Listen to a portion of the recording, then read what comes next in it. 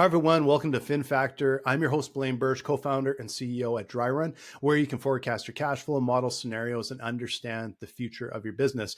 And I'm really excited. Joining me today is Gene Hammons from Profit from ERP. And it's a great topic. This is one that I'm always interested in. I know a lot of our listeners are going to be interested in. ERPs is, how do you get something that's a really solid system for a really sophisticated business that actually works? So thanks for joining me, Gene. Sure. Glad to be here. So I know, like your tagline, "Profit from ERP." So I think you hit the nail on the head. If ERPs aren't selected properly for the business case and for the structure of a business and not set up right, I imagine it ends up a real sinkhole. But if it's done right, it can be just an essential tool.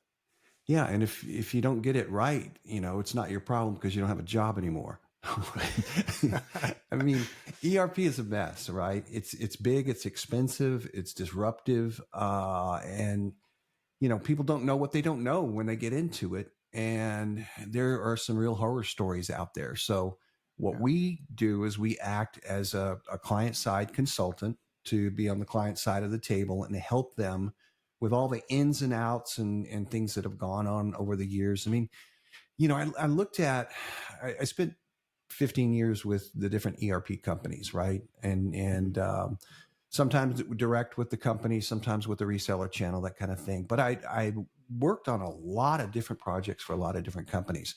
And the one thing that I noticed was that certain companies did really, really well and became success stories that they advertised on the back of the website and all the marketing information. And others, they get the system up and running and it's better than it was before, but they really don't do so well with it, right? And so what was the difference? It was the same software. It was the same consultants, similar industries. What was the difference? And I came up with what the difference is the internal team that's putting together the entire project and going through the implementation. Because if you go into one of these projects, of course, you got people from finance, you've got the CFO involved at a high level, you got the controller, in messing with everything. I shouldn't say messing with everything, working with everything. But you've also got guys in inventory and people in manufacturing and people in operations. All those guys are needing to participate and do their part of the project. So our thing is how do we train all of these different individuals from all these different parts of the business to come out on the back end as a highly functional, performing team that's doing great with the ERP. And, along the way, we want to lay out, why are we doing this? Why are we spending all this money? What are we looking for here? And everybody knows there's a return on an investment or ROI. They talk about that all the time. But we want to go in and we want to look at the transaction level and see, okay, we're not needing to key in all of this information, and it's an interesting article on CFO the other day, 59% of accounting people, admit that they made serious mistakes inputting information in the last month, and the remaining ones refuse to admit it. Exactly. There's just going to be a certain amount of human error when you're doing that versus importing a file that's got correct information directly into the system, so that we take people from data entry specialists and turn them into accounting analysts. And all kinds of magic can happen after that, but we don't quite get into the magic part. We get into the technical part of it. We've seen, had a client about $15 million and they invested in NetSuite. And that was kind of big for them, for a company of that size. Now they're a $30 million company, right? And I was talking to them a few months back, and they said they had the same original 6 people in accounting in the business office that they had when they started. Now, this other client, works on QuickBooks and a ton of spreadsheets, right? And they get the job done. There's 13 of them, right? So, that's a lot of salaries to pay every year to avoid what 1 or 2 of those salaries would have paid for, the first year and gone on from there. But it's really easy for us to add one more person to the company. Everybody's busy, everybody's swamped. If we only have one guy to do this one area of reporting, everything's going to be fine, which I remember when I was managing and VP of administration, and we had to go back to the mainframe to get reports, right?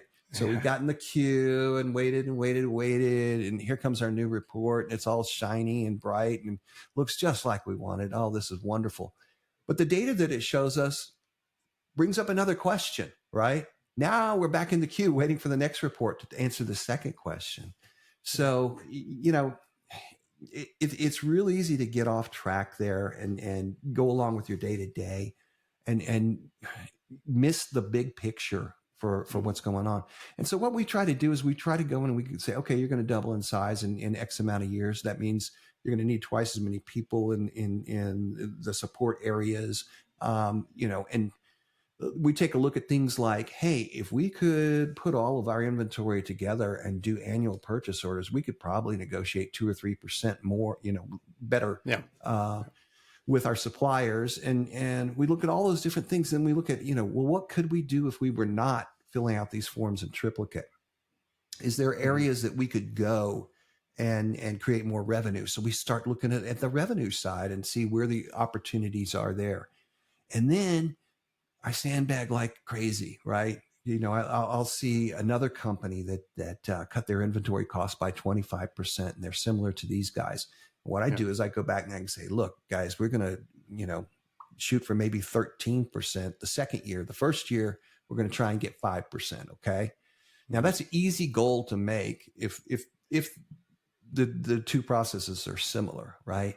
And, when people come back and they see that, hey, we're succeeding, we got the program up and running, it's starting to pay for itself, makes a whole big difference. And there's about 10 steps that we go through, and it's everything from how you set up your requirements in the very beginning when you're doing business analysis and looking at all the process flows, all the way to, are you going to the annual conventions where people are telling success story after success story, all of those kinds of things. And, don't just put your software in and go there.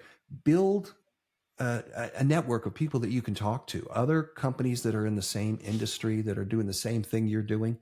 How are they getting it done? It's so much easier to pick up the phone and call and go, hey, here's a way to do it. Another thing so we call this implementation fatigue, right? Because this is a long project. You're bringing forward data from the old system. It's intensive. You're changing business processes, change management, everything like that. People are at it for 4 to 6 to 12 months, something like that. They're worn out at the end, right? Yeah. They just want to get on with life and get back to their regular day job. And, they'll get a process almost to the finish line, and they'll say, man, I know we saw this in the demo, but those guys, they made everything look so good. And, we've been working on this, but, the software just doesn't work that way. Actually, it does work that way. It's just not the way that you're trying to do it, right? And if you've talked to another company and they did the same thing and they've got a success story behind it, you can always pick up the phone and go, hey guys, how did you complete this last 5 yards and score the touchdown? And if you can get there, you'll stick with it and and move forward. So there's so many things like that are just little tricks and hints and stuff like that, but it adds up real quickly. Go ahead. Yeah. So it feels like, to have a real successful implementation, it feels like it's easy for someone to say, well, I'm buying software, and then they come in and they implement, which sounds like a totally technical sort of endeavor, but it works out that it's got to be there. There's all these sort of people issues, mindset issues, training issues, adoption, change management, as so many things. It still comes down to people. As much as people like to think it's robots for everything, it's like, no, it still comes down to people, right? And, you know, sometimes the software is just an excuse to change your business processes. And, you know, people that are resistant to change, you come back and you go, okay, this is the way the software does it. We got to do it that way from now on, you know, that kind of thing. Yeah. But, you know, from the very beginning, when we're doing requirements, we're going into every department, we're asking them to show us how they do everything. And we're asking them, you know, if you didn't have to do this onerous tasks, what could you be doing? Mm-hmm. And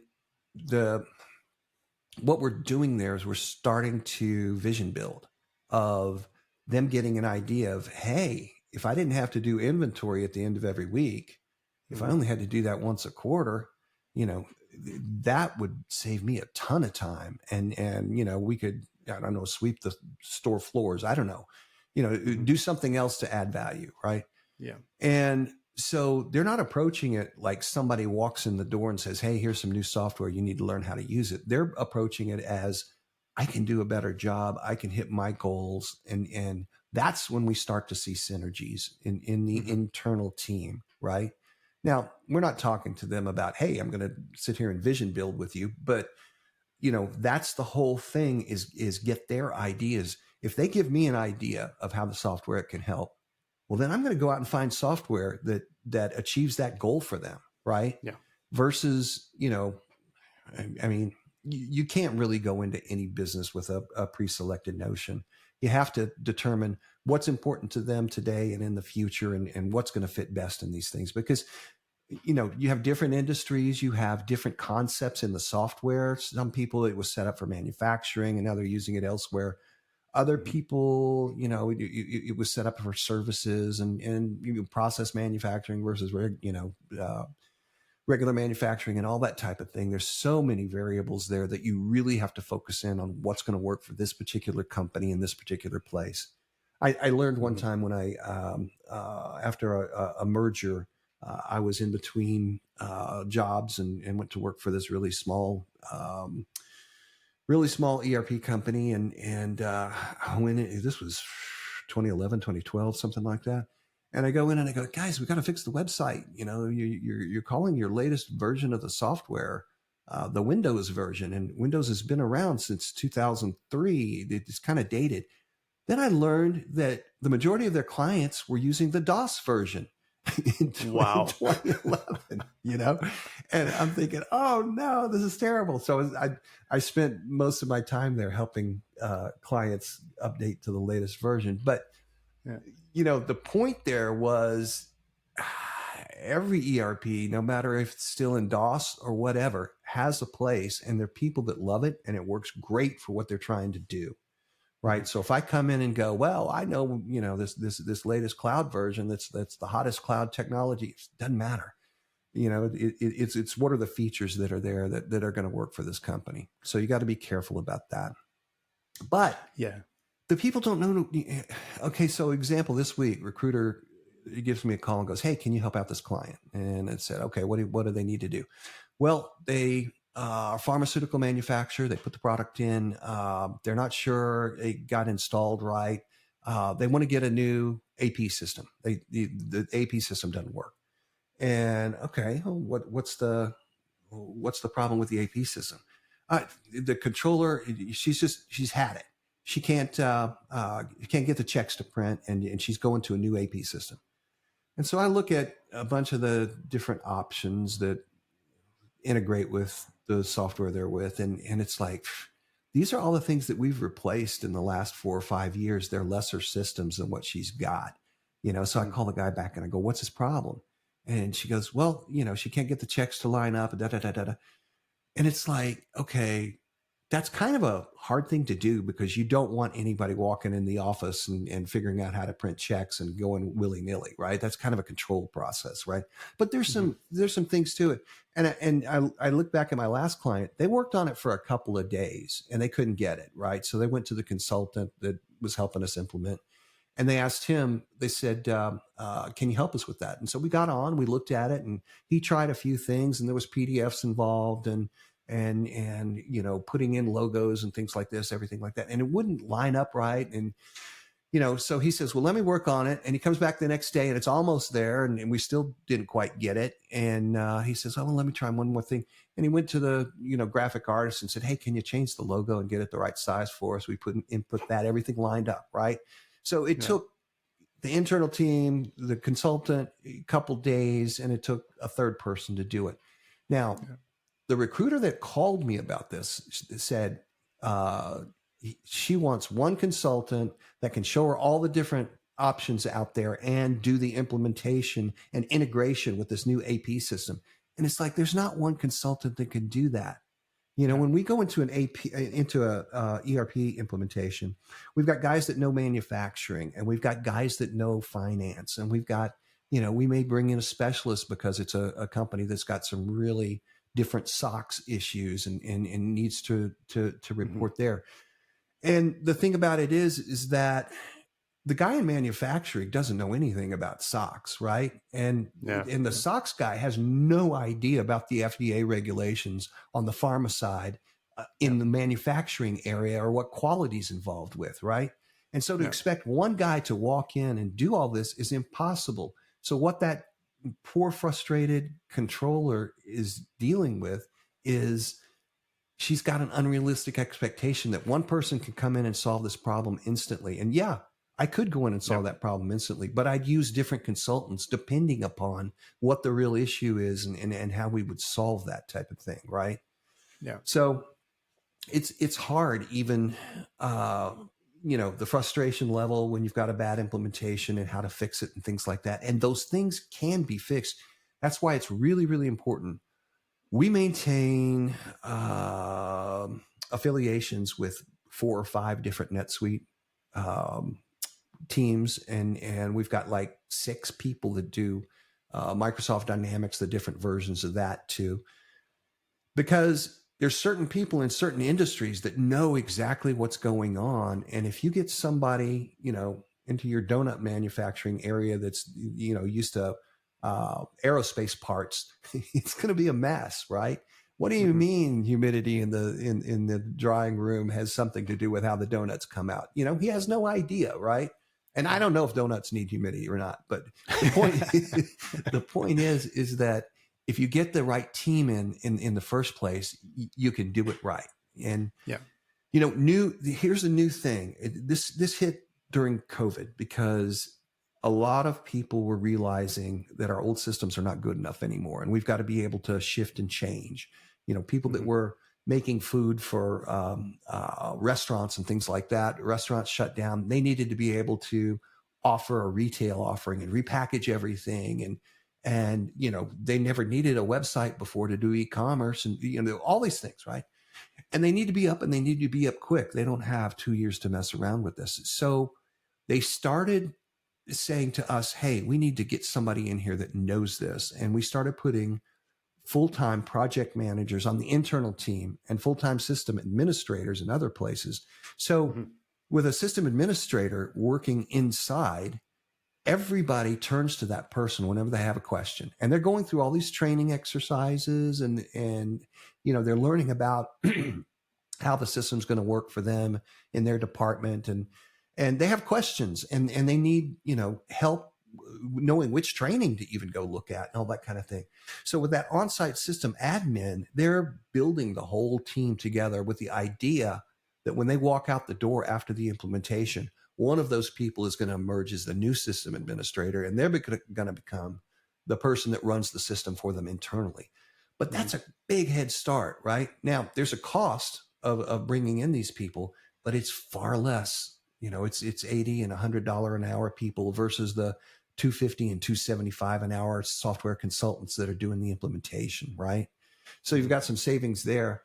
And what we were finding out is instead of, cost overruns and projects that run over time, we were coming in quicker than projected and at 80 and 90% of the estimated budget, which before, there's a couple things involved in that, but before we were used to 110, 120% of estimated budget, and these could be $200,000, $400,000 budgets. It's some big numbers.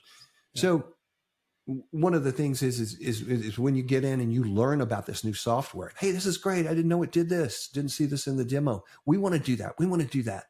Well, that wasn't in scope. That's more than what was expected to be there. If you've got a sysadmin in there that knows what they're doing, they can say, look, that's great.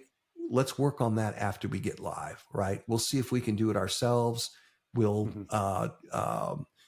and another thing that we did was when somebody come in with those requests, we'd go, okay, here's the training courses that are involved around that issue. Go study the training courses and see if you can do this yourself.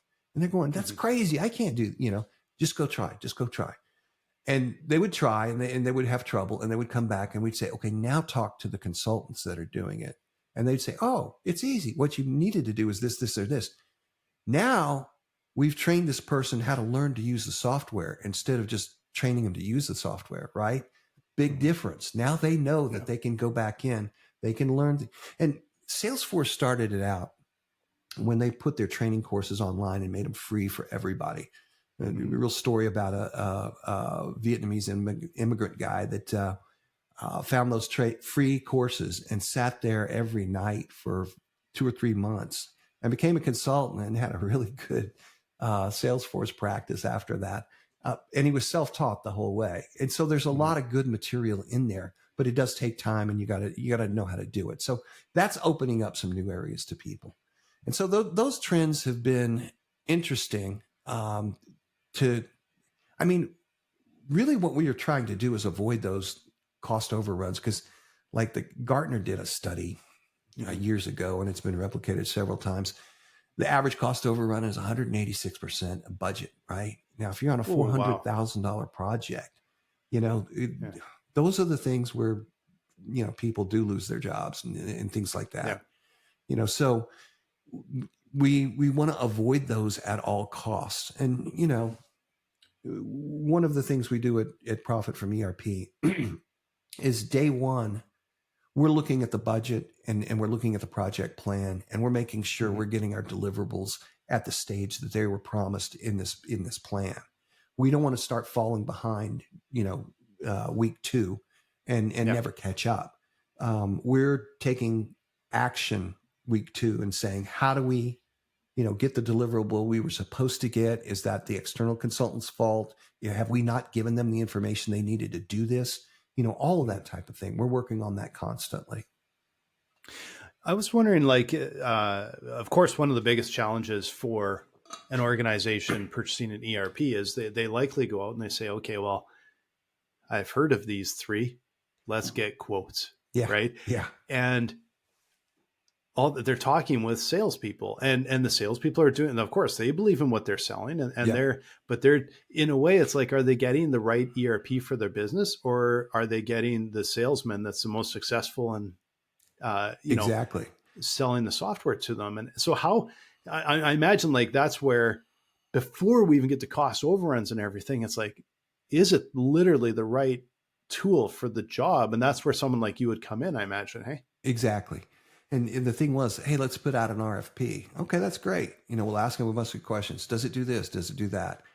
And, can we reverse batch entries? Yeah, sure. And they go, oh, okay, that's great. And they never ask about it again.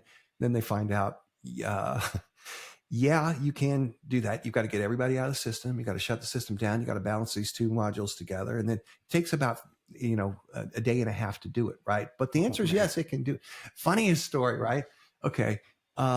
Big pharma manufacturer, $400 million pharma manufacturer, and really great team. They came on, all these new finance guys and stuff like that. And they used us to go out and map all the processes to find out what was going on in this new company, because they were all brand new. Right. Yeah. And we ended up with Microsoft Dynamics Exapta, or they call it F&O now. Great product, everything like that. It was probably a $1.2 million project, which was better than the $5 million SAP project. But anyway, early on, they had asked, hey, can we approve purchase orders and things from our cell phone? So, if somebody's looking for an answer and we're out of the office, we can do that. And sure. Answer is yes. And so we're sitting there and we're into the project, we're into the implementation, and the guys are going, now, how do we set up this thing so we can, approve these things on our phones? And the consultant turns to us and says, oh, you have to have a Microsoft phone. Everybody started laughing because it's like, they had their iPhones, they had their Androids. They go, we're not going to use a Microsoft phone. And then Microsoft got out of the phone business. They fixed that anyway. But that illustrates how valuable an RFP is, right? Yeah. So what we do is we set up all of our requirements and we get people that are good in the different industries to come in. And in every demo, we try to do scripted demos, but they want to show it the way they want to show it. So we let them do that first, get that out of the way. And then we get our sheets out and we say, okay, here's the things we need to do. And we're checking things off. And we may have 100, 175 requirements or something throughout the business that are important. After the first demo, we've got that down to, 40 or 50. And after subsequent demos and we have different areas, call back in and do a Zoom demo and that kind of stuff. So that different departments, you're not, sitting there if you're in finance, listening to all the inventory guys, but we go through that until we are satisfied that, yes, we've seen it do all of these things and our requirements list. And, usually we get down to the final 3 candidates and each one of those requirements lists is now 10 things long. And sometimes that means we need an additional module, a third-party product. And now we're getting into how well does this software work with third-party products? How easy is it to connect? All that kind of stuff. Which is, important because everybody's connecting something to the ERP system and the ones that are easy to work with, that's key moving forward. Right. So we're doing that instead of an RFP, which, just doesn't, if you're buying desks or capital equipment, everybody's desks are the same. They got a flat surface on top. They got drawers on the sides. ERP has more differences than that. It's not the same thing. Right. Yeah. So using your standard purchasing practices when you're trying to reconfigure your business and do, a technology project and a business consulting project and revamp the entire company, it can't be answered with an RFP. So we do a 20-question RFP. Are you in this industry? How many other clients do you have doing this that are same as us? Who will be the implementation team? Simple things like that. That's just kind of to get some of the big questions out of the way. I'm not going to bring somebody to the table having known them to work in a different area and having worked with them before that's not going to be able to do the project, right? So we know they're good going in from past experience, but we also are going to check off all our requirements and let our requirements finish the thing out. Sometimes there's, an extra module and integration costs and things like that. We know that going up front, we're okay. When it's a surprise halfway through, now we're talking cost overrun and scope creep, right? Yeah. So that's important. That's critical. How do you deal with, as soon as you mention RFP, I'm just like, the hair on the back of my neck stands up, we see how flawed a lot of times that is.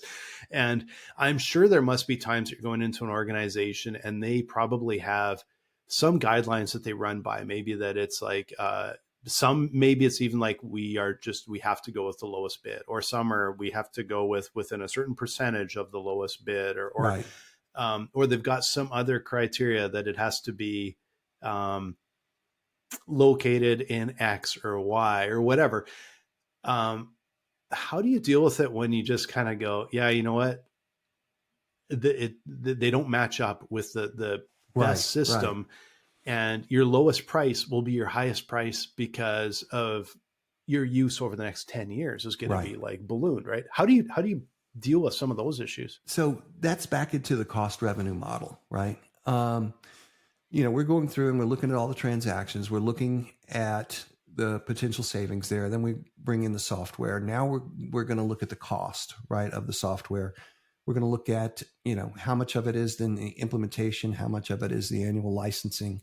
We're going to look at, do they have a record. I mean, like if you go with Workday, you know, you can just take their estimates and go X 1.5 because they always run over, right? I've never heard of anybody not running over with Workday, but you know, some of these other ones, NetSuite, we know they could come in pretty low. So you can say, okay, they probably can do that, right?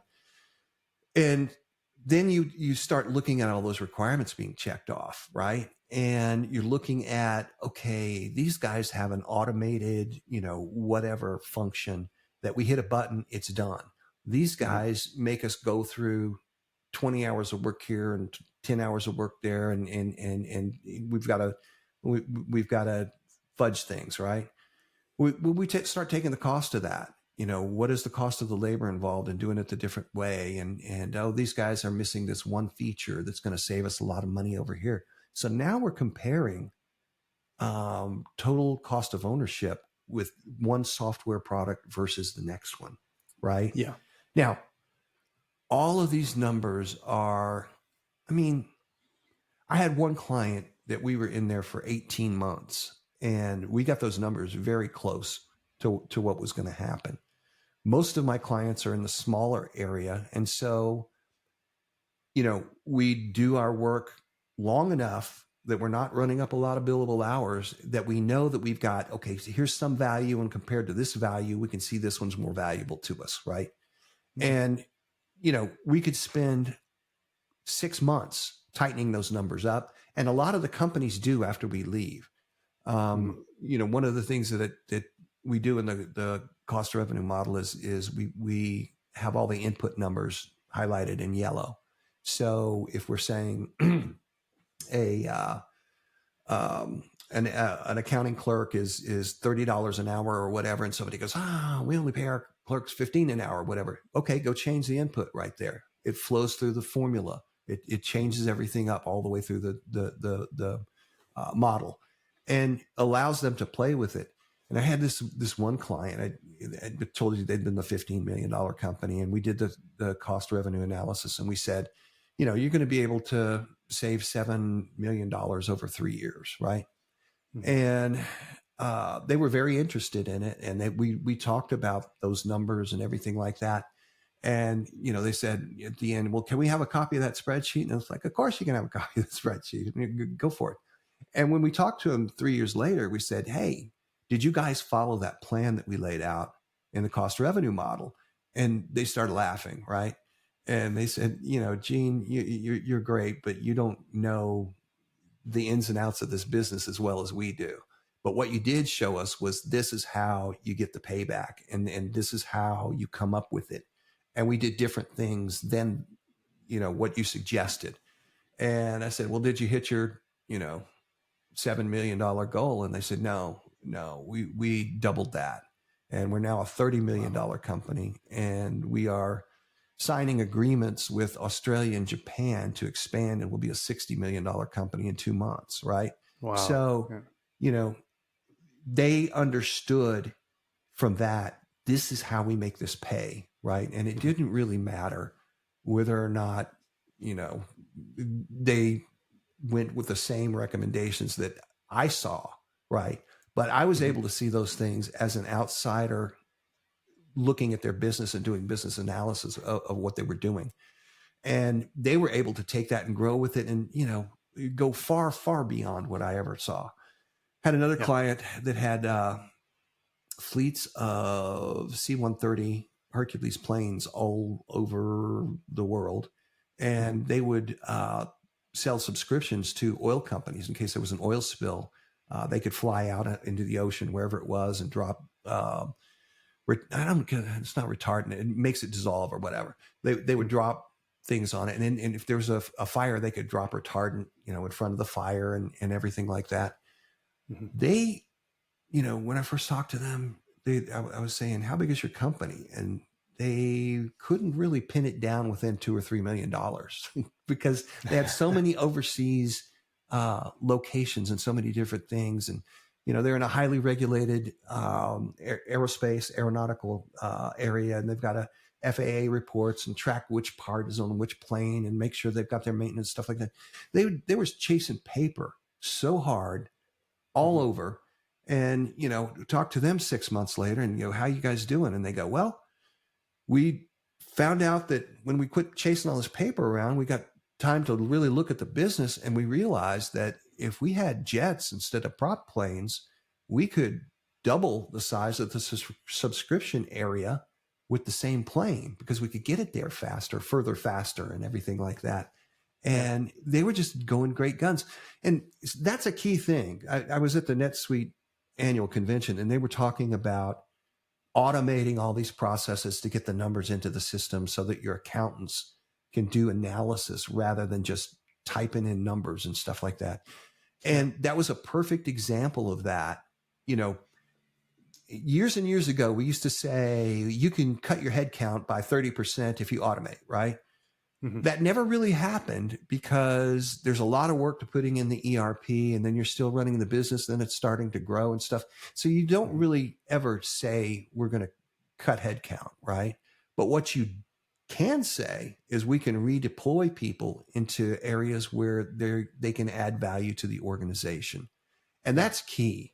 It gets all of these folks in finance, they've got advanced degrees, they are smart folks, but you take them down to the lowest common denominator when they're just putting in data all the time, right? Mm-hmm. So now they can go out and they can see things like, hey, we could get twice as fast with jet engines than we can prop planes, right? And it just opens up all kinds of new things for the company.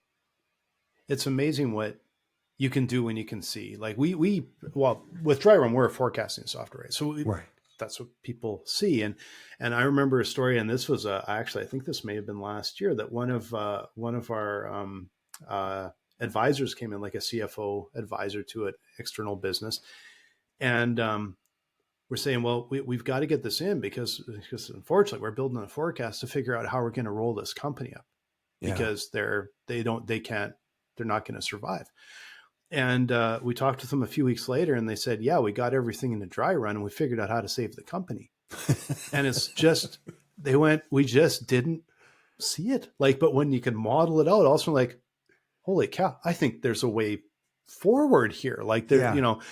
And it's amazing what people can do when you can get them out of the weeds and they can lift their head up and look, right? Yeah. And those are benefits that I imagine are harder to, because I know a lot of stuff we're talking about, it's all down to dollars and cents and it's hard to quantify. But that was something I actually wanted to ask you a little bit about, was when businesses are making a decision, there's also got to be this point where it can't just be dollars and cents, but there's also, is your staff on the front lines going to hate it or are they going to love it? Right. And when you get up to the C-suite, can they understand, and are they spending time talking about the business or talking about getting an explanation on what they're looking at? Yeah. And, we're looking at all this AI coming in and everything like that. And, a lot of people are using older software that, dates back to the 1980s and stuff like that. And when they want a new report, they got to pay a consultant to come in and, it never really turned. I mean, a lot of times it doesn't turn out exactly what you wanted. And now you need another report. We talked about that.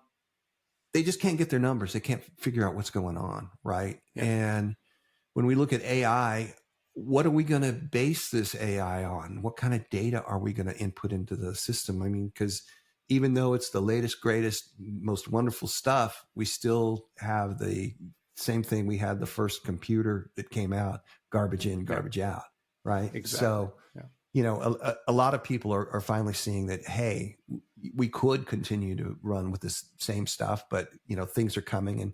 And those are the people that are taking proactive actions and stuff like that.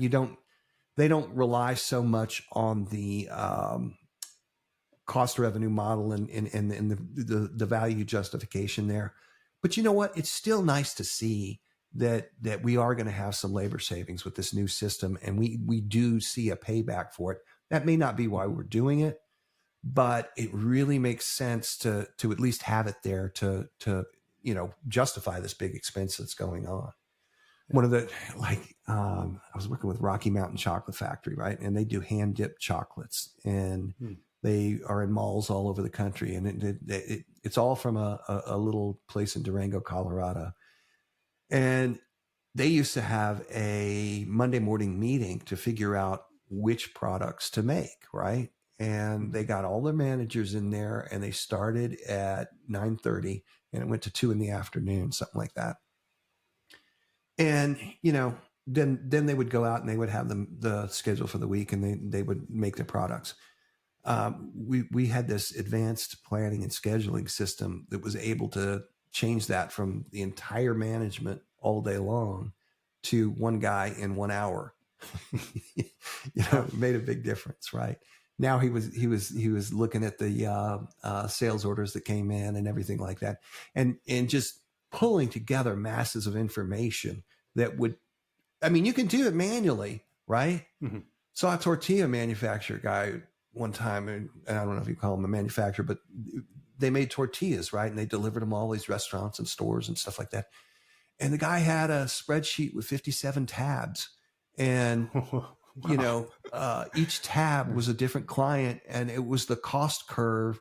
How far do we have to drive? What's the gas cost? What's the man cost to get it there? And what's the cost of the flour and, the masa and the water, all this kind of stuff, except for he spent all his time updating these 57 spreadsheets. Every time any cost changed anywhere, he had 57 entries to make. Now, why he didn't have it one spreadsheet that all the tabs feed into, I don't know, but I thought he was a genius when I saw the complexity of each tab in that spreadsheet.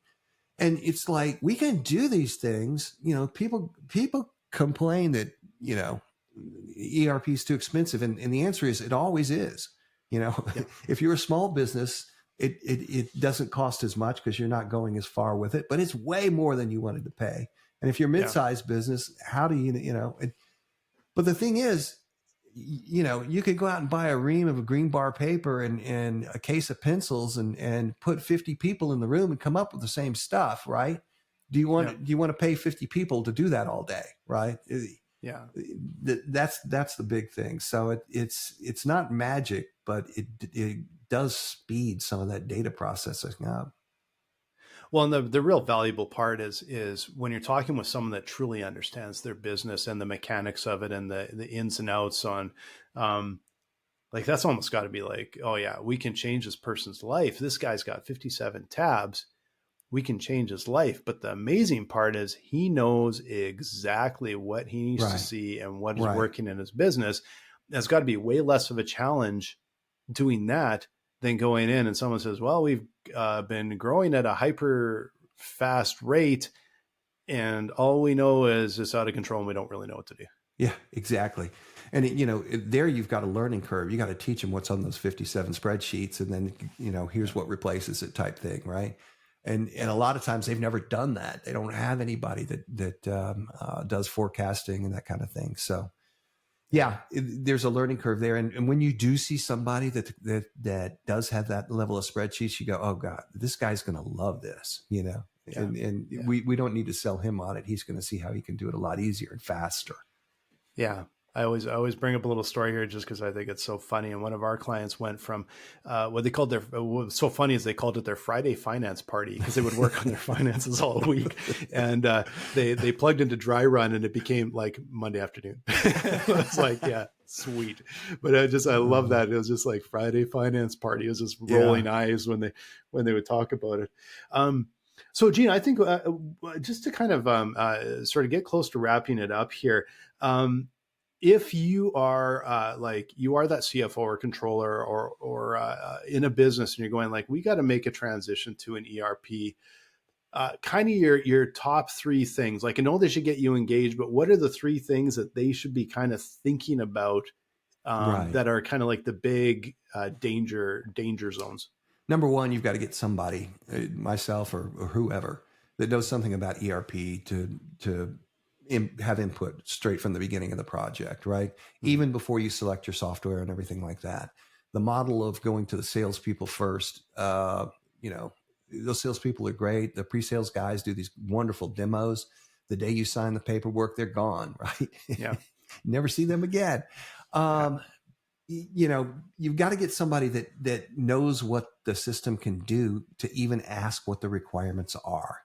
Yeah. And, you've got a big process that you're getting ready to undertake. You need some project management around that to be able to accomplish all of these things and understand, one of the things that we do is we'll say, okay, we got a demo next week on Monday. And they say, okay, Jim's not in town. Can we push it back a week? And I say, okay, we'll push the go live back a week.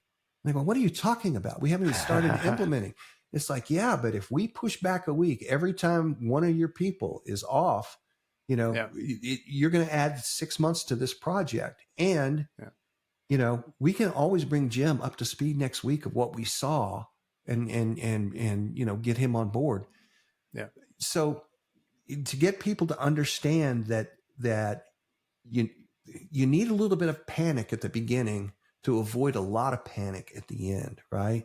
Yeah. And big, IBM used to have this saying. They say you can spend $1 today in planning, you can spend $10 in implementation, fixing it, or you can spend $100 after go live, going back and reworking it.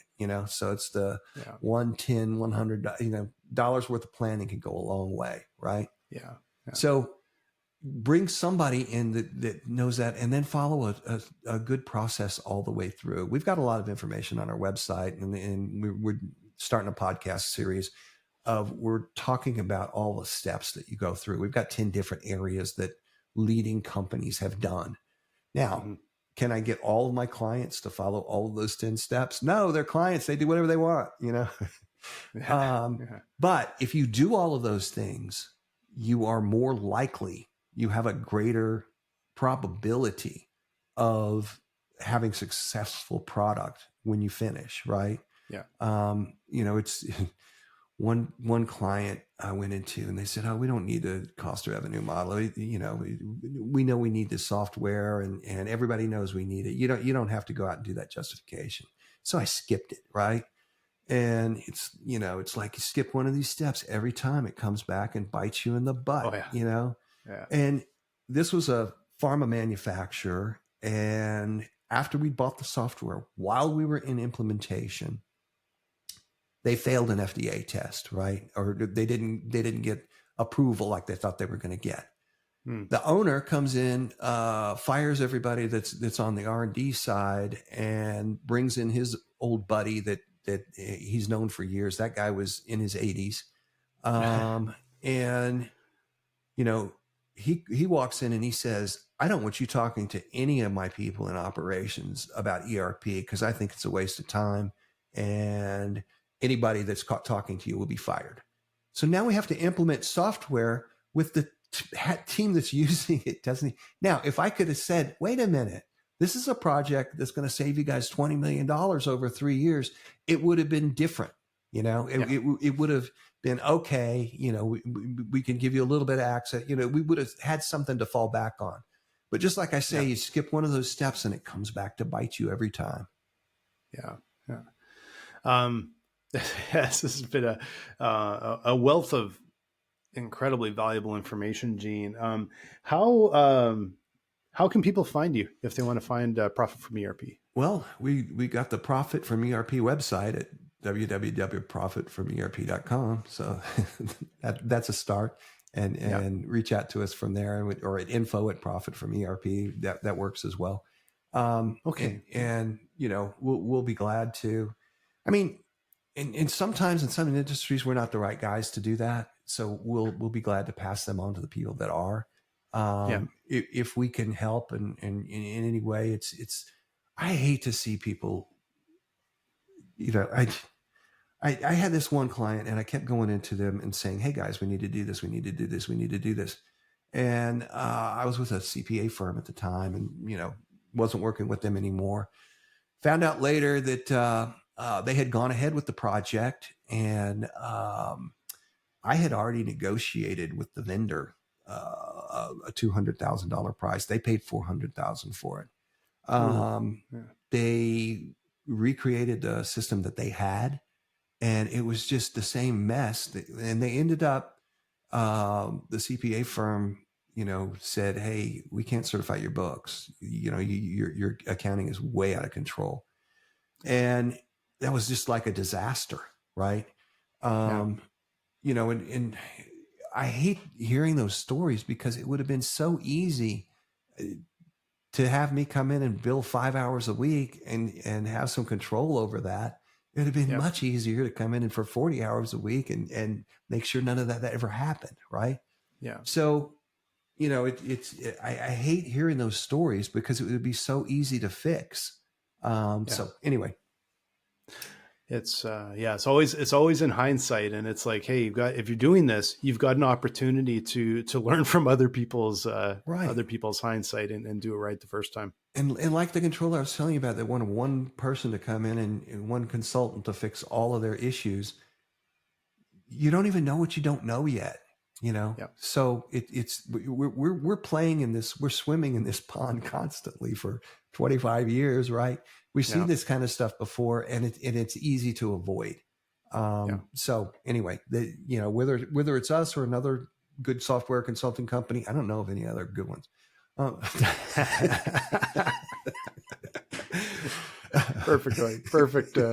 Perfect way to end it. Oh, thank you so much, Gene. This has been such an interesting conversation, and I'm sure people will be tracking you down and chatting with you about this because and you answered even a lot of my questions, because there's a lot of depth there that I I've seen those types of issues in organizations before, but to be able to kind of mash the two together, it really helps me get an understanding. So I really appreciate the time. You got it. Thank you for having me. Yeah. And thank you everyone for joining us. And again, I'm Blaine with Dry Run. If you're looking for a way to forecast, like I said, cash flow, model scenarios, work with your team on budgeting, work with a whole pile of people and make it easy, make it elegant, make it ultra fast, just come and visit us at dryrun.com, and we'd love to show you what we have. Thanks so much.